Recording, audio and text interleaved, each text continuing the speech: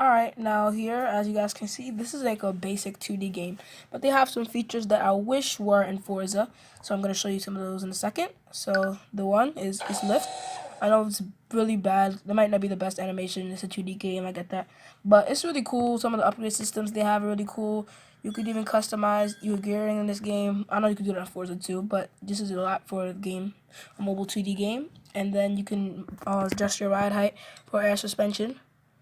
Or if you have coilovers, you can adjust the ride height for that. Usually most cars around like 3 inches. And you even have two-step on this car, which is pretty nice on cars if you install the ECU or like yada yada. And then you even have the dyno, which I'll show you guys in a second, or it's just like real life.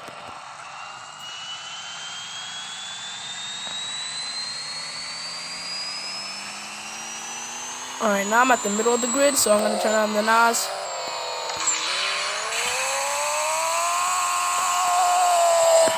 So making about 3,000 horsepower. I'm guessing that'll be to the wheels. But it's a pretty realistic system, I like it. Only thing is on Forza, I would like to see this information not just in the left-hand corner, but maybe like on the wall or something like that, or on like the TV screen you see behind this. But I mean, that's it. And this game is like really sophisticated for what it is. You have a lot of customization, as you guys can see. Here, I'll show you my garage. The cars I have. You can even do some wide body kits. They have a Black Panther livery, Slap Train livery. This game is really good. If you wanted to try it out on mobile, it's called Pixel Car Racer. Show you guys how realistic that game was. The dyno in that game was. I'm gonna show you a clip of a real one to show you how it works. It really just proved how realistic it was and how crazy it is for mobile.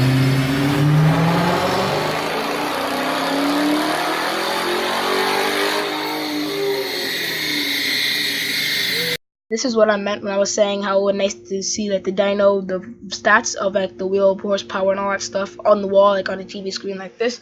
Would be great for Forza. Feature on this list is going to be painted moldings, such as like the front bumper, like the lip, side skirts, stuff like that.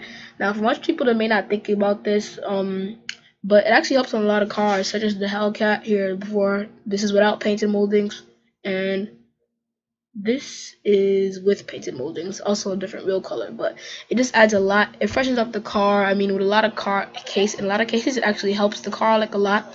I mean, it makes it look better. Excuse me. And a lot of people don't do it on the GTR stuff. As you guys saw, it actually looked pretty good. And I think it would be a nice addition to have to be able to do that in Forza, because there's a lot of potential like for paint and all that stuff. Except you can't paint it. Like, you can't paint the moldings and all that type of stuff. So I think that it would be a really useful feature. Thing that we really need in Horizon 4 is the ability to add window stickers. It's been in Need for Speed Payback. It was been in Need for Speed, I know, at least 2015, because 2015 is like the Need for Speed game, the earliest Need for Speed game that I've played, because I just used to be really into like just Forza only.